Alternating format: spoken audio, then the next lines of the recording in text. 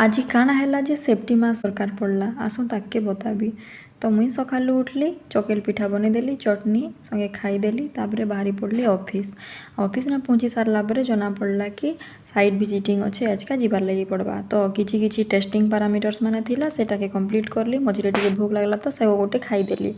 तारपरे आमे बाहरी पड़लो साइट विजिटिंग। तो साइट विजिटिंग रे टिके बुलबार लगी पड़सी सबुआड़े चेक करवार लगी पड़सी कि कैंसी ना किछि स्मेल होचे कि क्लोरीन लीक होचे कि सब। तो आज जिते बेले बाहरी थिलु सेते बेले जना पड़ला कि क्लोरीन गैस लीक होचे। क्लोरीन गैस माने हैला बहुत डेंजर जेनटा कि निश्वास नहीं निहे सेठाने बहुत खासी हेसी आउ बहुत एंता बहुत लोग मरी भी जैसन।